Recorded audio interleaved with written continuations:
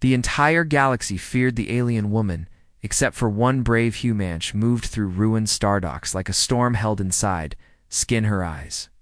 Carried the color of deep ice, and old fire ships went quiet when she passed. Pirates kept their voices. Lowen made signs for luck. Soldiers touched their collars and looked away. She was called the Widow of Suns by some, by others. She was a shadow that walked. No one spoke her true name in open errandly. One human did. Claire stood at the edge of a broken bay with a small pack and a quiet breath. She was not famous. She carried no rank. She fixed old holes and stubborn engines for work. She had steady hands and a stubborn heart that did not bend easy. She had a sister back home on a blue world and a promise to keep. The alien woman stepped from the smoke and faced her. Her voice felt like thunder wrapped in silk. Leave this place, little star, she said, without saying. Claire did not move. She looked at the woman and spoke soft words. My name is Claire. I am here to see you because the stations whisper that you are a monster, but I think monsters do not mend shields to protect strangers, and I saw you do that 2 days ago. The alien woman did not smile and did not frown. She stared at Claire like a blade listens to air. She had many names and many tongues. None of them felt right in her chest and her own thoughts. She still carried the old one she was born with, Kaelin of the Stormfield's child of a broken throne, last sister of a lost house. Of baylights shook as gunships drifted near. Pirates had come for a prize, and for fear their leader wore bright armor and a grin that did not reach his eyes. He raised one hand and his people aimed heavy cannons. He called out to Kaelin with a voice like a cut rope, surrender, and we will sell the human for parts. Resist, and we will turn the bay to glass. Claire felt her knees shake, but she kept her chin up. She spoke in a voice that was not loud but did not break. You do not need to do this, she said to the pirates without fear in her words. Leave and live it. Leader laughed and gave the order to fire. Kaelin moved. She raised an arm and a wall of bent light grew from her wristband. Fire struck the wall and slid like rain across stone. The bay shook and sparks fell like bitter snow. Kaelin stood unbroken, turned to Claire and said, You should run. Claire shook her head. She saw something behind the calm in the alien face. Not cruelty, but grief held like a secret. She felt a pull to stand and help. She grabbed a loose cable from a console and threw power to the docks. Old guns woke from sleep and turned their eyes on the piratous dock. Guns roared, and the pirates broke ranks. Some ships reeled and spun, others fled for dark corners of space. The leader cursed and aimed a beam at Claire. Kaelin stepped into the path and took the light across her shoulder. Skin burned and smoke rose. But still she stood. Claire ran to her and pressed a med seal over the wound. Her hands shook, but she worked fast. She whispered, You saved me and I will not leave. You. Kaelin looked at her with a mix of shock and wonder she had not felt in years. No one had touched her with care since the day her house fell. No one had stood with her without a price on the table. More ships slid into view. These were not pirates. Their hulls carried the sign of the crown of cinders. It was the Empire that took her home long ago. Their admiral had chased Kaelin across 100 gates. He called her a traitor and a weapon and a curse. He wanted the device on her arm and the map in her blood. Claire saw the mark on the new ships and felt a cold drop in her chest. She saw the fear that even Kaelin could not hide. She said, Tell me what they want. Kaelin spoke in a slow voice like one who has carried a heavy stone for too long.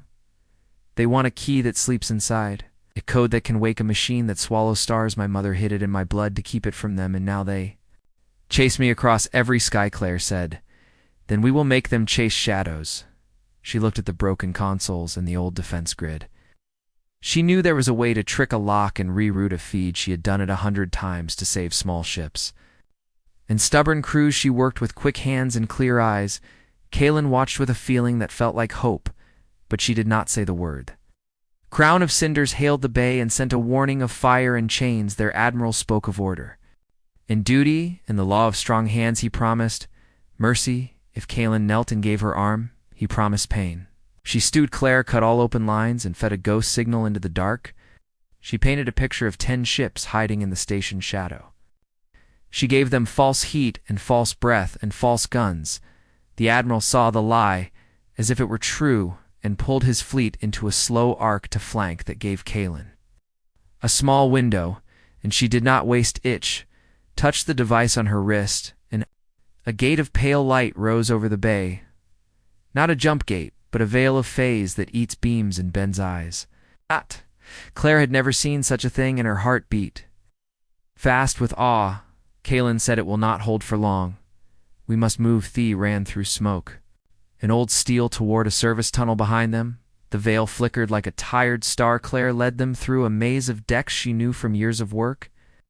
They reached a small hangar and a battered courier that wore more scars than paint. Claire called it Little Bird. It had saved her life 3 times, and she had saved it for Kaelin. Looked at the ship with a thin smile that did not yet reach her eyes. She said, "This will do." Claire powered the core and whispered to the old engine like a friend. The ship woke with a rough hum, and a stubborn lithe admiral broke through the veil and sent drones to lock the bay. They fired lattice of bright wire that can stop a ship with a net of light. Claire pushed the Little Bird forward and cut power at the last second. The ship drifted cold, and the nets closed on empty air. She kicked the power back on and shot through the gap. Kaelin turned the device on her wrist, and the nets twisted. It's like smoke, and fell stars opened like 1,000 watching eyes. The fleet spread in a lethal arc. Little Bird had small guns and a strong heart, but no match for many ships. Claire flew into the debris of an old war and danced between bones of steel. Kaelin watched the board and traced paths with a quiet hand. She said, "There is a gate behind the grave of a dread ship. It is old and hidden and hungry, but it will carry us one leap." Claire trusted the voice and turned the nose toward dead metal. The admiral saw and sent 2 fast cutters to block the path. Kaelin breathed slow and placed her burned hand on the console. The device and the ship spoke for a breath. The cutters lost drive for a count of 3. Little Bird slid past with a whisper of heat on its hull. He reached the hidden gate. It was a ring of broken rock, an old light under a skin of dust. Claire lined up the ship and gave it all the engine could bear. The gate woke and remembered its work and opened a throat of pale glow. Little Bird jumped, and the fleet fell away. Came out in a quiet belt with a thin sun and a scatter of frost. Claire set the ship to drift and went to check the wound on Kaelin. She cleaned it and sealed it again and wrapped it gentle. She said, "You saved me, and I saved you, and now we are even." Kaelin said, "Not yet. There is a thing I must do to end the chase." She told Claire about the machine that swallowed stars. It was a crown built by the old empire that fell before the crown of cinders. Rose it could drink a sun and spit out ships of war. Her mother stole the key and died to hide it in her daughter. Kaelin ran for years across cold space with the weight of that key inside. She learned to fight, and she learned to hide, and she learned to live without trust, until a mechanic with steady hands looked at her without fear. Claire listened. With quiet care, she said, "We can break that crown, not with guns, but with truth. We must make the empire show its hunger to the worlds. It rules. We must put the key where all can see, and then break it before their eyes." Kaelin thought of the world she had seen. Many were tired of strong hands that take and take. Many whisper but do not rise. She looked at Claire and saw a spark that could start a fire. She nodded on set a path for the relay at Vesta Ridge.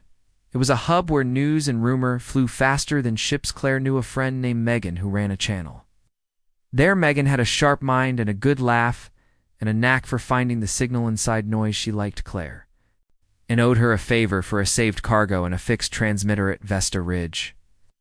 They docked in a quiet bay and walked with hoods up. Megan met them in a narrow room with bad coffee and warm lights.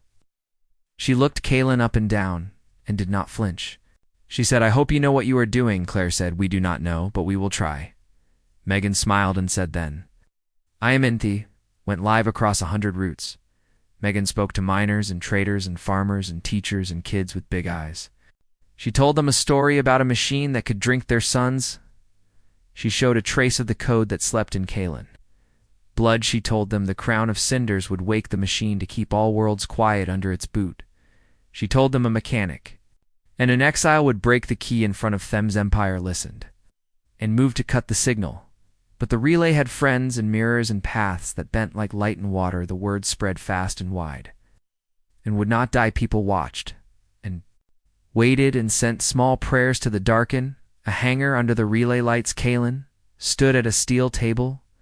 Claire stood beside her with hands steady. Megan held a mic and kept a grin that told people to hope. Kaylin placed her wrist device on the table and called the code from her blood. It rose like a song only machines can hear. It was bright and terrible and full of old grief. Outside the relay, the Empire fleet arrived.